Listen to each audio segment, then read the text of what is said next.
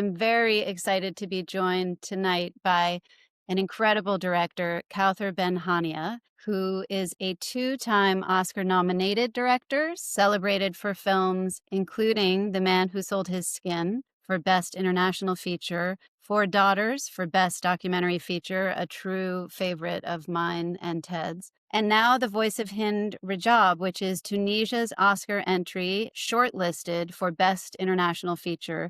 And her films have premiered and won major prizes at Cannes, at Venice, and beyond. Kaouther, you have made a genuinely incredible film I truly love, and it embodies everything that excites me about contemporary political cinema. It is urgent, it is emotionally devastating, and formally daring all at the same time. So first, thank you for being here. Thank you, Vanessa. Thank you for this introduction, and thank you for your words. Pleasure. Your film begins from a single emergency call. The Red Crescent volunteers are on the line with a 5-year-old girl who is trapped under Israeli fire in Gaza, pleading for rescue. Your film makes it clear that any serious notion of peace has to start from the lives and the deaths of girls like Hind. Can you take us back to that first time you heard that recording and what moved you from shock and grief into the decision this has to become a film? Yes, I remember exactly when I heard the voice of Hind Rajab for the first time. I mean, it's the title of the movie, but it started like this with the voice of Hind Rajab. I was on internet scrolling, I was doing the Oscar campaign of my previous movie, For Daughters. I was also glued to the news, following what was happening and asking myself question about um, what does it mean to be a filmmaker when the unthinkable is happening, you know? And I was also about to start the pre-production of another movie I've been working on for several years, and it was almost fully financed. And I heard the voice of Hind Rajab. It was in social media. The Red Crescent, the Palestinian Red Crescent, shared a small part of the recording on internet. And once you hear her voice, you can't unhear it, you know. And I remember exactly the feeling, the emotion I had at this exact moment when you hear this child begging for life. It was something about anger, about sadness, about helplessness. And I hate it when I feel helpless, you know. I was asking myself, what can I do? I can do movies, you know, a little bit. I know how to do a movie. So the impulsive reaction was I need to do something because staying silent is complicity in a way, you know. And it started like this, you know, I wanted to shout, but I'm privileged because I have this incredible, amazing tool called cinema, where I can honor this voice, you know. So it started like this with this feeling, and my main idea was to share this feeling with the audience through the making of a movie. I'm so happy that you really put all your time and effort into making this film, that you managed to pause another film you were in the middle of and you just redirected all of your attention, because I think all of us in the world feel the same helplessness and terror and confusion and horror at what we're witnessing. So you have this real recording as the spine of the film, but also many unknowns about what happened in and around the car where Hind was trapped. The film makes it impossible to see her case as exceptional. It becomes a lens on how the entire, quote, security system that we live with in this world is designed to sacrifice women and children first. And we really feel this with your film. I wonder what ethical rules you set for yourself about what could be reconstructed or imagined or staged, and where did you decide to stop and leave silence or ambiguity? This is a great question because this the first question I asked myself when I started how to do at the same time an impactful and also respectful movie. The equation is not easy at all. So I thought about several things. You put on the table when you start filmmaking all the possibility or all the choices that you can make. And as you say, the voice, the recording is the spine of this movie. And it started, my movies start with an image. This one started with a sound. So I knew from the beginning that the sound will be the backbone of the film. And when you listen to those recording, it's visual. It's a sound. So I knew that there is no way I'll do the mise en scène of Hind in the car. For me, this is a red line. We have her voice. We have to honor her voice. Filming all this have no meaning. So I needed also, to have a distance. I was talking about respect, distance. And this distance, the perspective of the Red Crescent dispatcher, those who listened, is the right perspective. They are not in Gaza, they are in the West Bank and they're in Ramallah. And they are in a way like all of us, as you said, witnessing, hearing, please help me, get me out, So for me, their perspective was the right one. And I wanted also to show in which horrible, dilemma they are put on because their job is to save lives. So for me, their perspective was important in many ways. And then came the question of the form.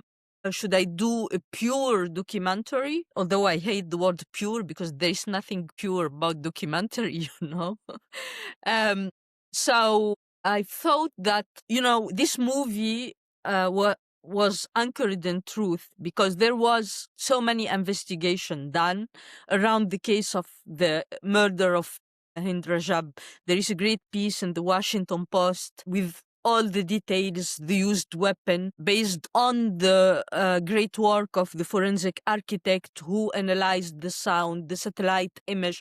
So all this, documents, let's say, I was like, I don't need to do a documentary to prove, to explain and to talk about this event like it was an event in the past and we'll give you, all the elements. And I thought that was already done, in journalistic work. And also there was a documentary done by Al Jazeera with those elements. And I thought that I needed to do a movie and I was thinking about the respect, but the impact also, I needed to do a movie in the present tense. I needed to go back to this moment when I heard her voice for the first time and the feeling I had, not explain, I want people to feel what I felt. And this is the power of cinema because it's the art of emotion, the art of empathy, So the option to do this documentary with proof and explanation was taken away from the table. And since I wanted to do a movie in the present tense with the impact of I felt how you go, which form, which tool of cinema you will use to go back to this moment, when she was alive, when it was possible to save her. And I thought about reenactment simply, bringing actor. But at the same time, I knew that it's a risky choice. I'm like telling you all the doubt I had, and I was scared to death because every choice is, something that is, it means something, So the fact that I made this choice to bring actors on the table, the risk is that, head of the audience, actors are linked to lies, artifice. And I needed those actors to do a film in the present tense, but also I needed to tell the audience, those are actors. Let's have a clear contract from the beginning, The voices are real and those are actors. And you will see during the movie, even the actors can't act, they stop acting at some point and they listen to the voice of the real dispatcher till the end when the actor are out of focus and we see the real person on this phone. So all those elements, the ethical question, there was also another question about the sound, the recording. Because the recording, when I heard it, it's a recording of a call center. So it's not clean. And in documentary, in general, you can't ask for the silence because we have small crew, and you can clean the sound because you can't, So the question with my sound designer was, should we clean the sound of Hind? And the decision we made at the end, no, we should not touch the recording. We should keep it as it is, with the scratch, with the interference, with everything. So those were like, in every step during the making of the movie, there was a lot of, lines, where to stop, what to show. And as I said, I had all those elements because I had all the investigative work, but I had also the work I did talking hours and hours with the mother, with the dispatcher, Omar Rana, the real one, Mahdi, and gathering all the element around the recording, which was the backbone of the movie. And mainly the writing, the development was work of editing, to like make all those elements of research coherent in one strong, impactful piece. Brilliant. I think that you completely succeed in a highly, highly ethical set of decisions as a director by centering Hind and her female relatives and the Red Crescent workers around her. You make visible the women and girls who are usually statistics in conflict reporting. They're just numbers, and the death tolls are horrific, and no one can process that quantity. And by No. focusing in the way you chose to do, you bring so much resonance to the whole story of what is going on. I think you have answered this a little already. I don't know if you want to go more onto this question of how you found that right balance between the documentary backbone of the call and the dramatic embodiment of people trying to save her. I mean, I think what you described of letting the audience know these are the actors, this is the real voice of Hind. It's so powerful and effective, and yet the actors who are in it, you feel them going through as if they were their Yeah. actual Red Crescent workers. I think maybe it's something you created in the environment, maybe? Yeah, I can talk about the environment to create this because, as I said in the beginning, doing this in the present tense was for me very important. So with the actors, it was, also an impossible equation. I needed to be faithful to what was said by their the dispatcher they are playing. I needed them to learn word by word, so it was very precise. But also I needed them to be in the present moment, not to act as actor. I wanted something authentic, almost like a documentary approach. So how you get all this, which is looks like contradiction. So what we did technically is that I took the recording and I took out the voice of Hind Rajab. And I gave them, to each one of them, the recording to learn their lines, to say it as the real person said this. So they took the time to learn perfectly their lines, like in a very, very technical way. And the day of the shooting, we gave them only the sound of Hind. So they were receiving the voice of this little girl, knowing their lines, but their reaction to the voice were genuine. It wasn't performance. Like they were saying the lines, but feeling at the same time. It like propulsed them. I don't know what is the English word. It threw them to this moment where the real dispatcher were hearing the voice of Hind Rajab for the first time, because this is what happened with the actor. It's phenomenal, and you feel the emotion is so, so powerful. I really need to compliment you and say that I love how your film shows peace and security. There's a whole rubric in the United States we had to create called Women, Peace, and Security, because first, they forget that women exist. Second, they forget that we matter to peace and to security. Actually, we matter more than men in many cases. Your film shows how peace and security is not in conference rooms, but in the care work, in the coordination and the emotional labor women do and care workers do in the middle of chaos. So again, you've spoken to this a little. I don't know if you want to speak more, but from a craft perspective as a director, how did you and your sound team think about building the whole sonic space that honors the original recording but functions as a cinematic experience? I think you've given us a sense of how you did this with the actors, maybe how it became so cinematic, because it is very cinematic and we see the recording on screen. Yes, as I said, I thought about cinema as a great tool because I heard the voice of Hind Rajab for the first time in social media, and social media are about amnesia. You scroll, so an event make you forget another, and for me, it was a horrible place to listen to the voice of Hind Rajab. So I was thinking of cinema like a place where you can have the attention of people, to listen carefully and to understand, So the form, the cinematic form, and what cinema can do, was something that I asked myself a lot. And I told you earlier on in the conversation that I was depressed. I was glued to the news and asking myself questions about my work as a filmmaker, as a storyteller. And I think there is a paradox by making this movie out of a feeling of helplessness.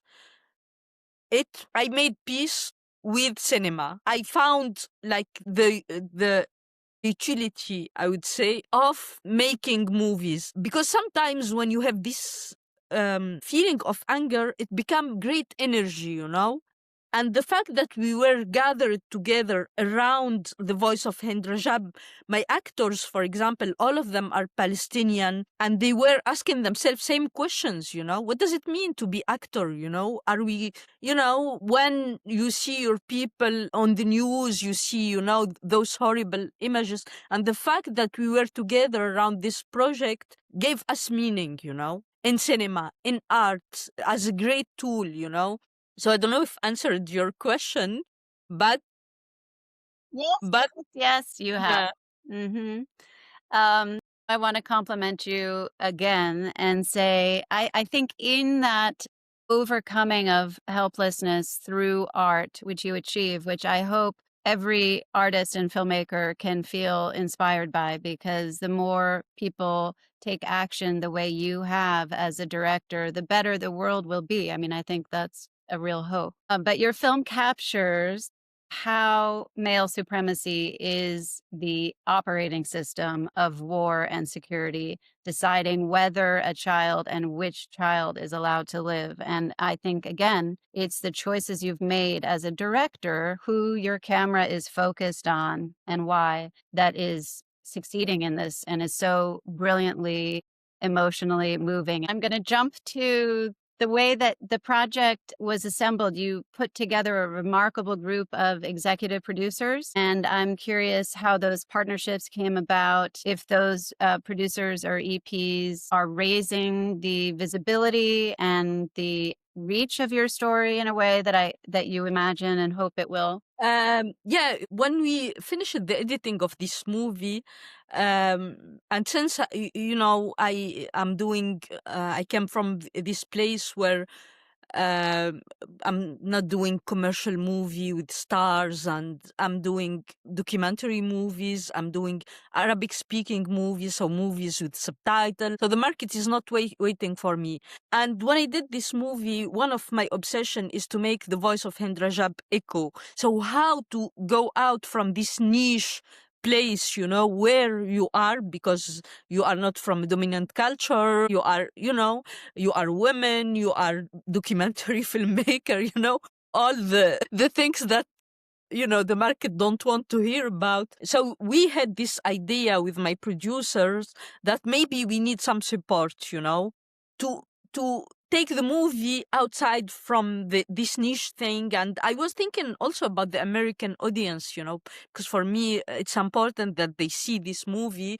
And I thought that I don't want only American who are interested in those kind of subject. I want regular American to watch it. So we had this idea to show it in the business around us to several well-known person, maybe we will have the support of one of them, and our surprise was that all of them loved the movie, were touched by the movie, and they wanted to support, in any way.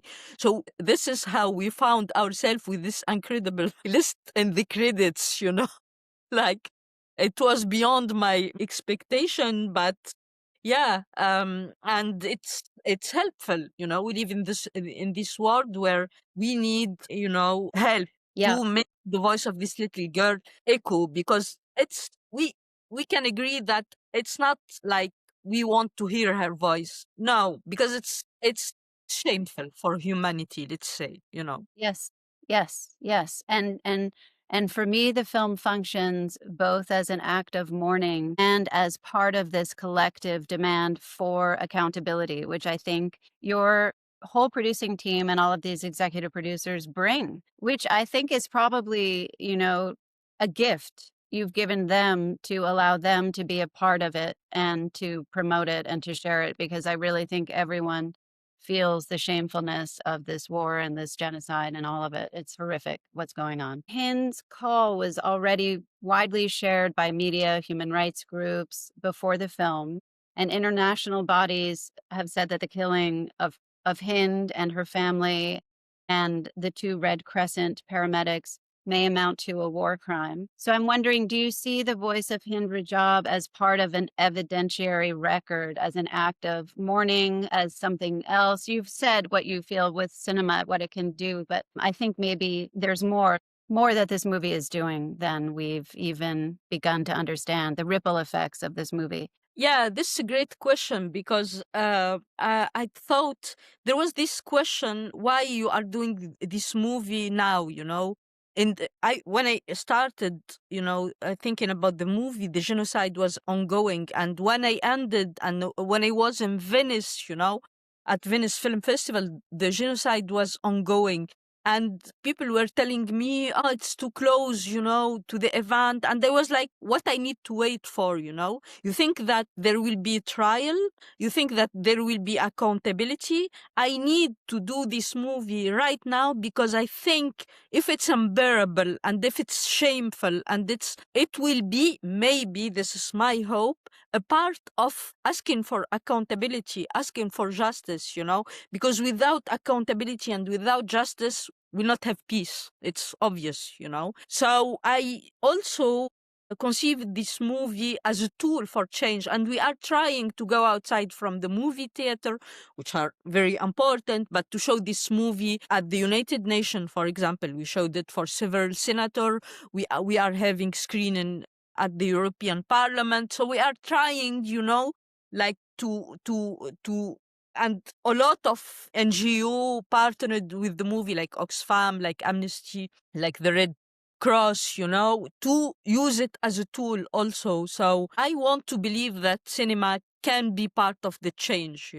And you're doing it. I think that that's what you're doing, is building this global solidarity. It's a movement. There are more of us than there are of them who are perpetrating these bad acts, and we really need to feel that and be in solidarity, and your film brings us together. Totally agree. Yeah. Yeah. So last question. So we let you go. I know you're very busy and so grateful. I have really a million questions for you, so I'm excited I get to see you again. I need to download your brain. But anyway, after spending so much time with this recording, with the Red Crescent teams, and with Hind's absence, your film leaves the audience with so many urgent questions rather than easy answers, which is very valuable. But are there questions that you were left with as an artist that you feel will be incorporated into your next film? Are you building this into your body of work? This is a very complex question, because we are not talking about the movie, about the body of work. First of all, because I did Four Daughters, and before Four Daughters, because I did all those movies, it gave me the tools to do the voice of Hind Rajab the way I did it. So I think about my movies like, acquiring new tools, to explore new territory in every movie. And actually, I told you in the beginning that I was about to shoot another movie, and I put it aside to shoot the Voice of Hind Rajab because for me it was important, and it was almost a question of death or life or something like this. And then when I shot the Voice of Hind Rajab, I went back to this project, and it's already wrapped. And I need to find time, to start the editing. But it's a story that is about an obsession that I've been thinking about a lot, that people don't like facts. They love hearing a beautiful story. So the movie is built around a beautiful story, and how this beautiful story was built, during the history, so people can, and when you remind them the fact, they don't want to hear the fact. And this is something very important because it's about cinema, it's about the storytelling, but it's also about my documentary inside, the facts and how we deal with all those elements. So for me, it will be like a movie where through story, because it's a fictional movie, I'll explore all those elements, of storytelling, facts, document and fiction. I cannot wait to see your next film. This is amazing. We have to tell everyone where they can see The Voice of Hind Rajab now, because it's urgent that everyone go see this film. And if there's somewhere they can find your schedule and follow you, we should tell them. Yeah, there is the website of the movie, The Voice of Hind Rajab, and there is also the Instagram page of the movie where they can find, and the movie was released in New York and LA, and now it's going a little bit to other cities, so they can check on the internet and go and watch the movie to bear witness, Yes. but also to do something about it and to amplify the voice of Hind Rajab. Yes. Thank you so much, Kaouther. This has been really amazing, an honor to speak with you. I know you have a very busy schedule, so thank you. Thank you, Vanessa. Thank you. It's so wonderful to speak with you. Thank you for all those questions, for this conversation. Thank you No, very no.